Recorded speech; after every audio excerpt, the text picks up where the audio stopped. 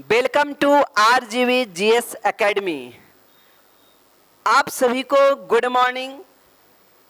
आज का lecture start करते हैं इस क्वेश्चन के साथ। पिछले क्लास में हमने 1 से लेकर के 39 क्वेश्चन कंप्लीट कर लिए थे। आधे घंटा का वो वीडियो था। आज स्टार्ट करते हैं 40 से लेकर के 75 तक क्वेश्चन को कंप्लीट करेंगे। तो प्यारे मित्रों ध्यान दीजिए। कहता है प्रथम जैन परिषद के अध्यक्ष कौन थे? स्थूलभद्र, देवरधि, क्षमाश्रवण, मोगलीपुत्र तिस्य, उसके अलावा वसुमित। तो इसका राइट आंसर प्यारे साथियों हो जाएगा स्थूलभद्र। याद रखिएगा कौन? स्थूलभद्र। चलो तो इसका क्वेश्चन आपको याद रखना है स्थूलभद्र। थोड़ा सा एक सेकेंड। हाँ, तो इसका राइट आंसर प्यारे मित्रों क्या हो जाएगा? स्थूलभद्र। नेक्स्ट क्वेश्चन है, कहता हर्यक वंश का संस्थापक कौन था? अजातशत्रु, बिंबिसार, धनानंद, कालाशोक। हर्यक वंश का संस्थापक कौन था? अजातशत्रु, बिंबिसार, धनानंद, कालाशोक। तो इसका राइट आंसर हो जाएगा बिंबिसार। हर्यक वंश के संस्थापक बिंबिसार था। हर्यक वंश के संस्थापक कौन था? बिंबिसार। कहता है वैदिक काल में बिहार शब्द का उल्लेख सबसे पहले किस ग्रंथ में मिलता है? अथर्ववेद में, ऋग्वेद में, यजुर्वेद में, पंचविंश ब्राह्मण में। इनमें से कोई नहीं या एक से अधिक। तो इसका राइट आंसर प्यारे मित्र हो जाएगा अथर्ववेद में पहली बार बिहार की चर्चा देखने को मिलती है। नेक्स्ट क्वेश्चन की अगर बात करें तो नेक्स्ट क्वेश्चन है, निम्नलिखित में से कौन पटना में शपथ लेने वाला एकमात्र पहला सुल्तान कौन था? मुर्शिद कुली खां, मीर जाफर, फर्रुखसिहर, अकबर। तो इसका राइट आंसर हो जाएगा फर्रुखसिहर, है ना। ये मुगल बादशाह था और फर्रुखसिहर मुगल बादशाह ये प्रथम ऐसा बादशाह हुआ था जो बिहार में अपना गद्दी प्राप्त किया था। मुगलों में बात किया जा रहा है, ठीक है ना। नेक्स्ट क्वेश्चन, कहता निम्नलिखित में किसने 1927 में पटना युवा संघ की स्थापना किया?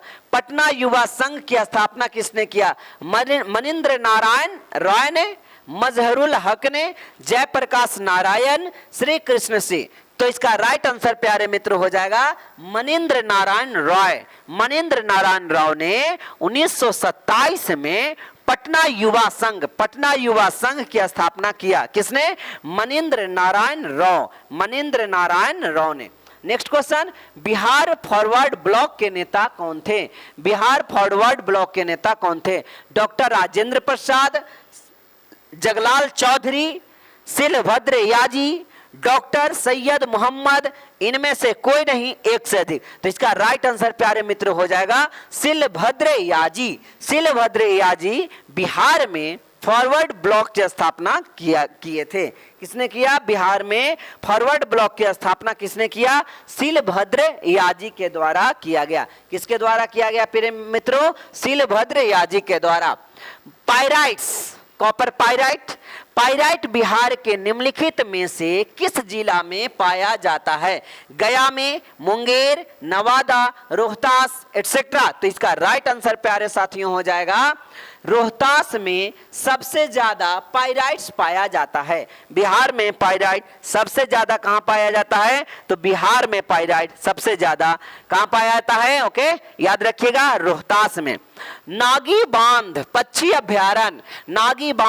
अभ्यारण्य कहां है? मुंगेर, दरभंगा, भागलपुर, बेगूसराय,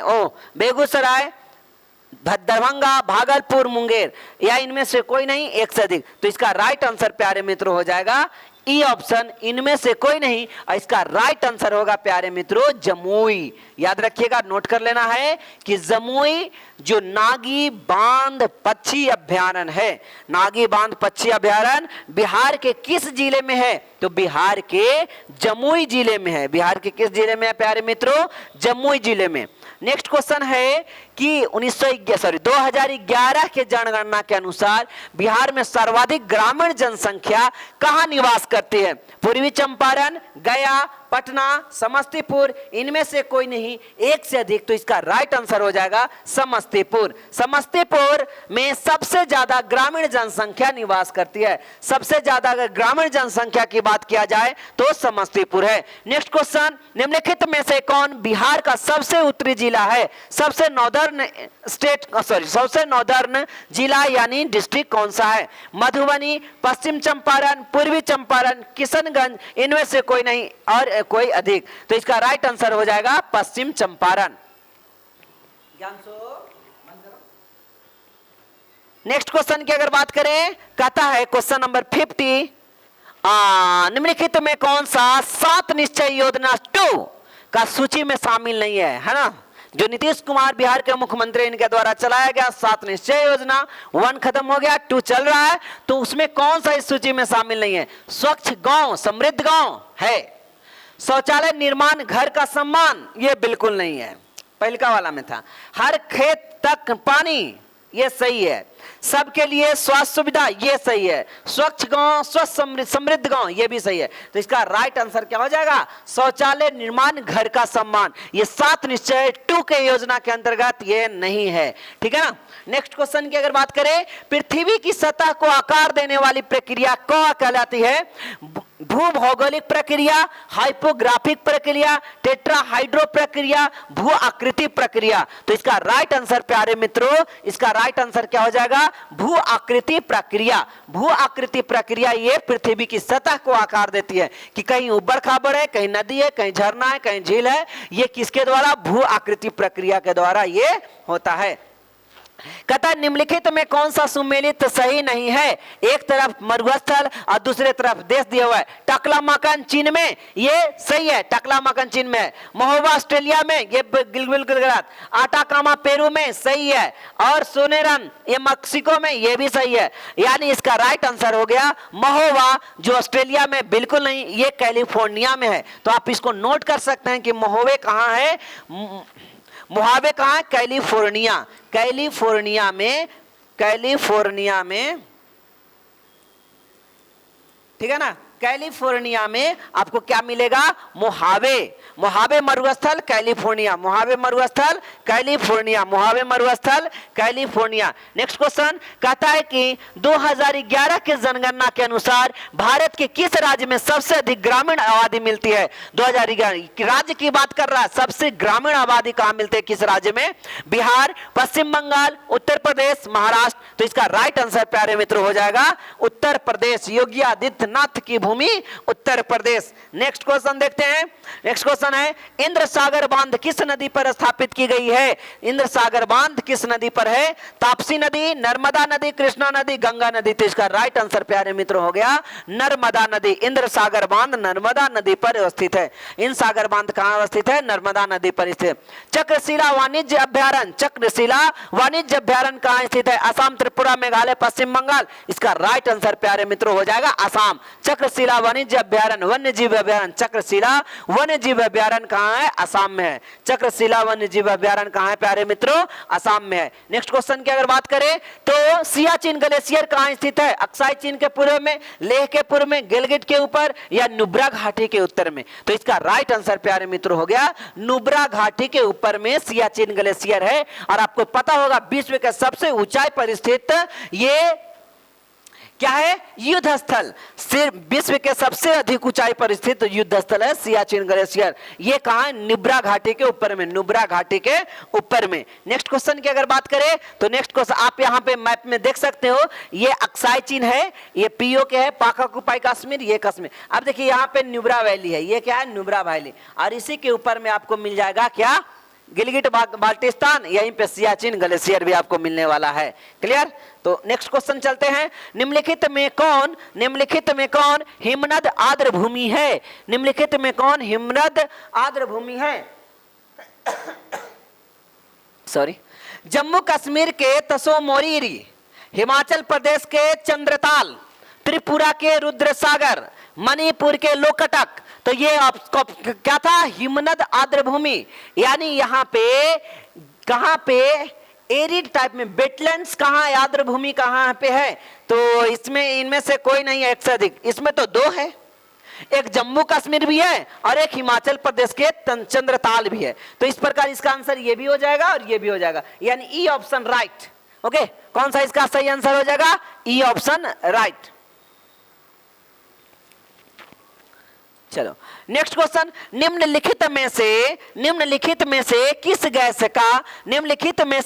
गैस का वैश्विक जलवायु परिवर्तन पर सबसे अधिक प्रभाव पड़ा है?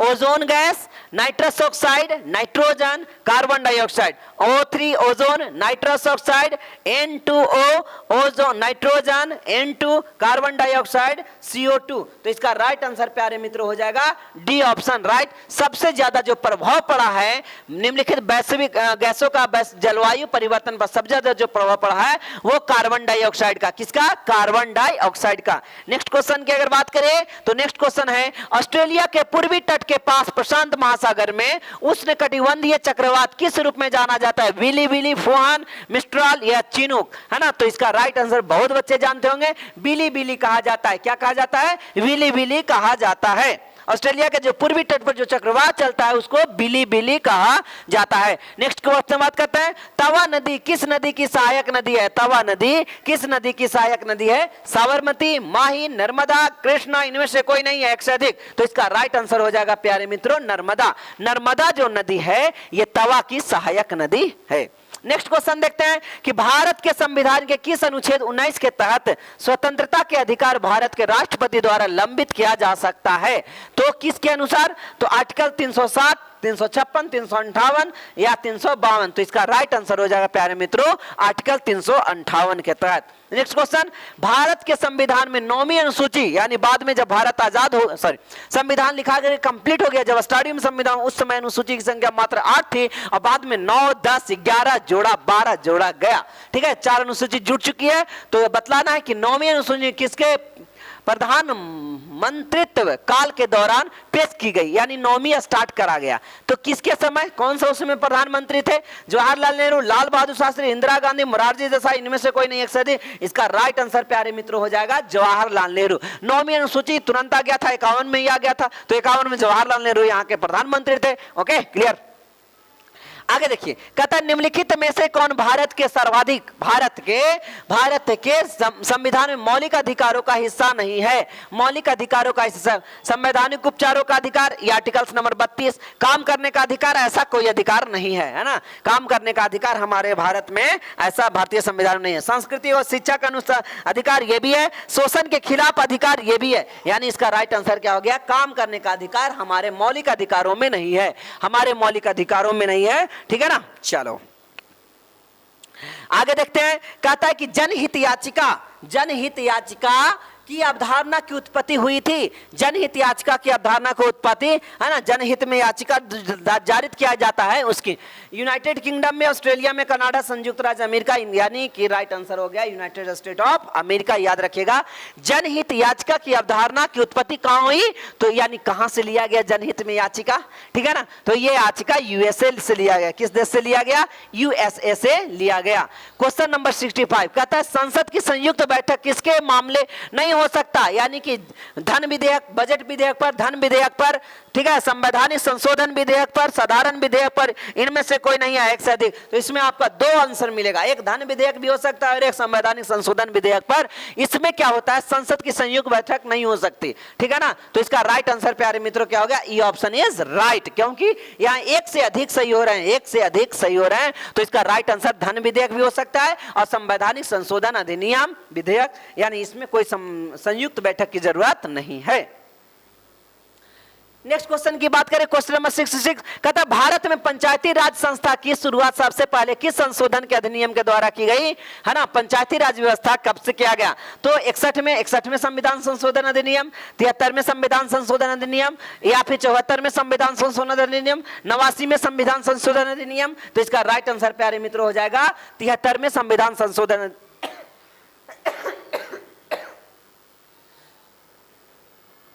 73 में संविधान संशोधन अधिनियम के द्वारा भारत में पहली बार पंचायती राज व्यवस्था लागू किया गया। याद रखिएगा।